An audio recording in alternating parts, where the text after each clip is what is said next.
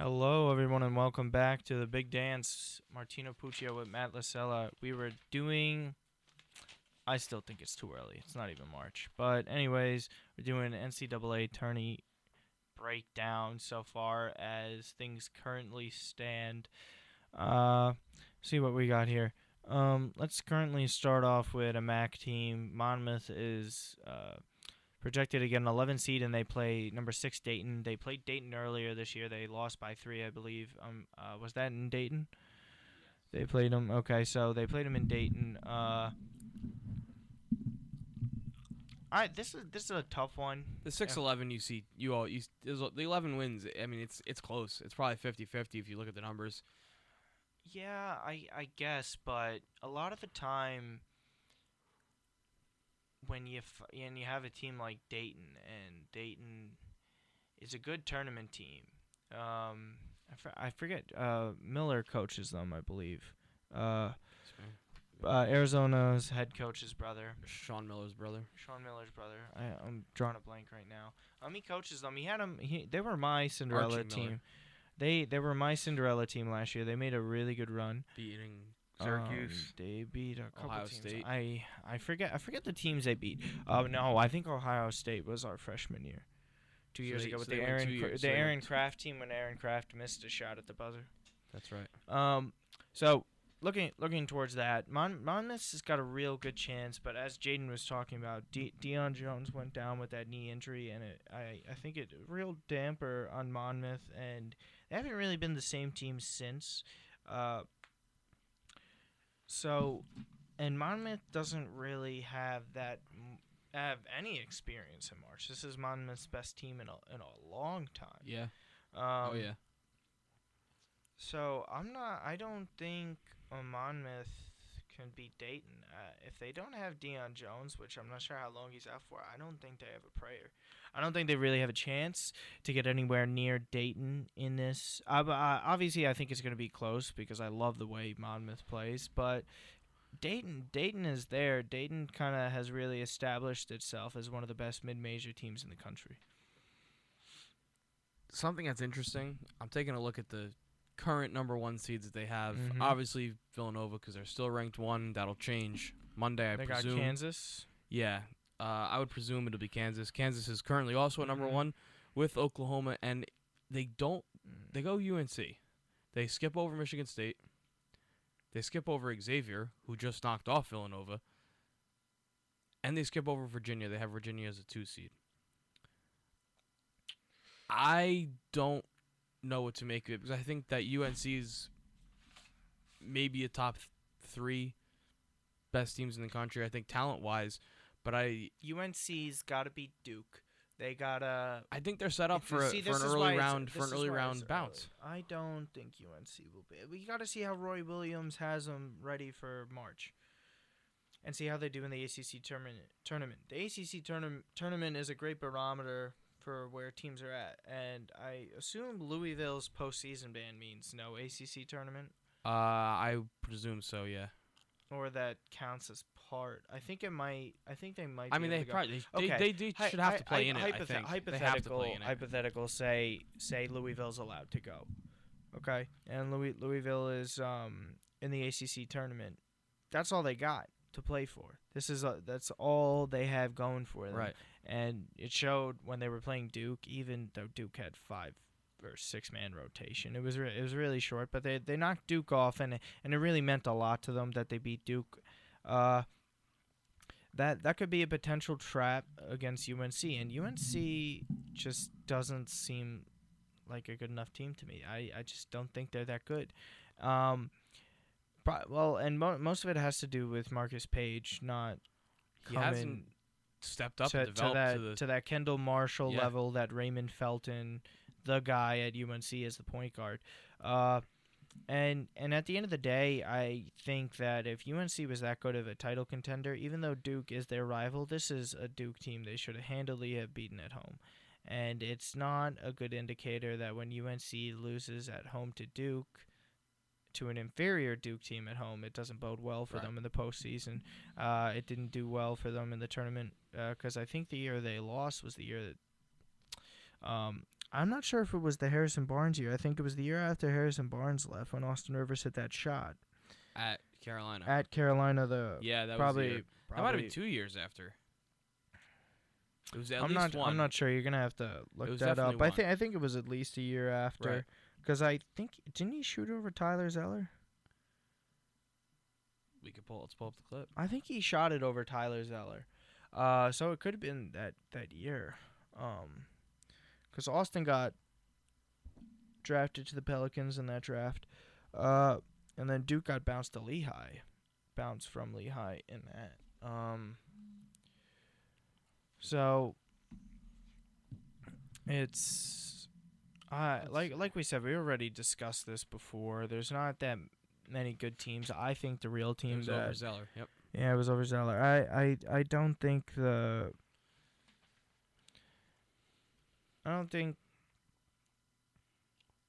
UNC is that good. I know it's so early though to think about this because the team could really switch it on. Who UConn a couple years ago? Oh my God! As what? They were the 8 or 9. I think they were the 8 seed. They went Kentucky was the crazy. They 7. beat a really really good Michigan State Yep. team that year. Yep. But Kevin Oller's team stink. They suck. Yeah. He Yeah. did with Calhoun's players. A lot of people are kind of growing tired of Kevin Ollie already because there haven't been that many improvements with his No, guys. they- He hasn't gotten that many top prospects. Yeah, he never got the top prospects, and as far as a team, they never really progressed. They kind of just stayed the middle of the road, 7 or 8 to 10 game over 500. It was just a real Boatwright Napier dominant tournament Yeah. performance. Yeah, I mean, if you look at the rest of that team and those two guys, that goes to show that, Shabazz had one of the best tournament runs in NCAA history. I mean, he absolutely carried Mhm. that team, and Got it from Kemba. yeah, and you see how Kemba's developed. Shabazz is not, I don't think, but that just goes to prove the talent or lack thereof that's coming into UConn as opposed to mid 2000s. And prior. UConn's had some. Well, I mean, they had Drummond in Calhoun's last year. Right. I think is when they had Andre Drummond on the team. They had Andre Drummond.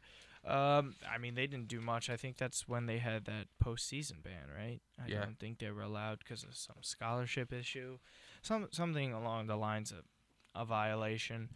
But then that's the year after that. It sparked the whole Hungry Huskies going with Shabazz Napier on the run to the title. You can't really predict anything at all. That's why it's just so early for me. I can't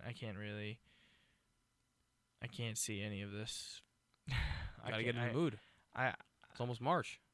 It's the best time of year. Baseball starts. It is. And you have a tournament. It is the best time of year, but way too early. I gotta wait for at least the MAC tournament to start. It's gonna be a very interesting tournament, and honestly, I'm not gonna read up too much on it. Gotta just let it happen. Enjoy the greatness that it could be. Even most years, you can't read up too much on the tournament because you want to know why anything goes, and especially in a year that doesn't really have a team like a Duke or Kentucky from last year. Why? What's the purpose? You got all these teams. Anyone could win. I think there's a team or two that. Well, I think there's like 3 teams that I could see. That wouldn't shock me if they won the whole thing as Michigan State. UNC really has to be on their A game in order to win. UNC, Kentucky, I don't think they have a shot to win it. And then I would go Oklahoma. I really like it. And Kansas, because I said Kansas too last week was a team I like.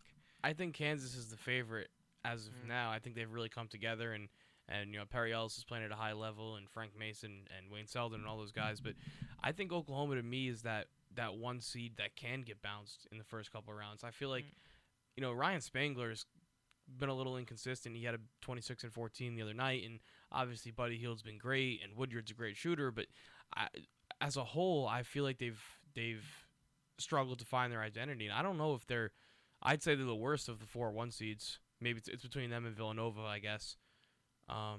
I think the thing about Oklahoma is that they have star college players, and that bodes well for huge tournament games. But their star players are upperclassmen. Right. They're not underclassmen. Like a freshman or a sophomore that's really good. You could kind of rely on those guys more. And Oklahoma did a great job. I think they were 3 seed last year in the tournament. They went on a great run. They did pretty well, and I think they're ready to take a jump and really make their way to the Elite Eight. I think this team does have a shot at the Final Four, but I really do see Elite Eight. I don't think if they get bounced early, it'll be Sweet 16 early. I don't think they're gonna disappoint that much, but I really do think they're good enough to get to the Final Four. In terms of winning the whole thing, I don't think they really can do it. It's more of an experience thing, a coaching thing, and getting hot at the right time. And I'm not too sure. They could have all three of those things at once.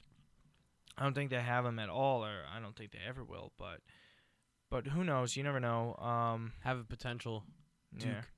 Oklahoma matchup in the Sweet 16 if the season were to end today. This is all I think hypothetical Duke. stuff. I think Duke can make it run. I know they're young and stuff, but you can never count Coach K out. I mean, you always have that. Same thing with Michigan State. You have Izzo. I mean, Coach K can only do so much. He's done a great job. He knocked off UNC. I mean, he's been getting bigger wins. The Louisville win at home was a big one. Coach K can only do so much when his rotation's short.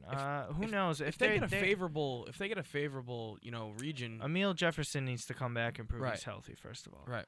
And if he's not, and he takes a red shirt, if he can get a red shirt, because I'm pretty sure he's eligible for one, because you have to miss at least 30% of the games, or somewhere around that. If he redshirts, it bodes well for them next year. But it really just depends what they're looking for. Are they looking themselves in the mirror and saying, "Hey, we got a shot at the title this year," or should we wait? And I don't see them laying down and letting it be like, "Hey, we'll go after him next year. We got our team better next year." They're A Coach K team's not going to do always be that. competitive and give everybody a fight. Like I said, if they have a favorable region, I don't see them not getting to the Sweet 16 or further. I think they're not a Final Four team? I think Sweet 16 is where it ends for them. I've said it multiple Okay. times. I've been saying it since start of the college season. This team just doesn't have it. You're watching the Florida State game last night, as I was. They have some nice ball movement on offense. They got nice skill players. Defense, they were getting some steals, but at one point in the game, it was just going runs to runs. It was you score, I Right. score, you score, I score, and no real team. I Very mean, that'll style of play. that'll happen against a top team. If you're a top team, but if you expect to go win a national championship, you can't be doing that against an unranked Florida State. Of course. You can't be doing that. You can't be giving up all those points to guys like that, even though they have two top scoring freshmen. It just doesn't matter. You can't be giving up points like that.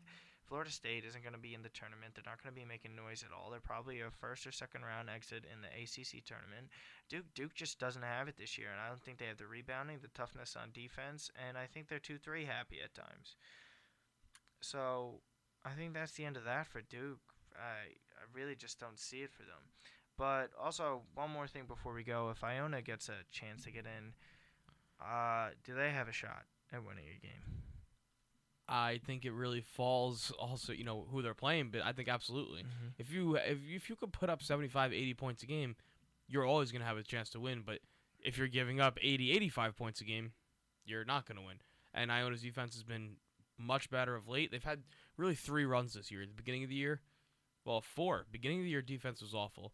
And then it got real tight for a few games, slipped again, and now it's back to being tight. So if they could ride it out, with senior leadership from, AJ and Isaiah and those guys, if they get to the tournament, yeah, they could win a game. Mm-hmm. Yeah, they could win a game just like Monmouth. I think they got to game. catch lightning in the bottle like they did against Monmouth last year in the tournament, Yeah. in the MAC tournament. All right. So that'll just about wrap that up. We'll be back in a few minutes with PMP Sports, but that'll do it for me and Matt for the big dance. Mike will be joining us here shortly, I'm sure. Yep, that'll do it for us here at the big dance. See you in a few.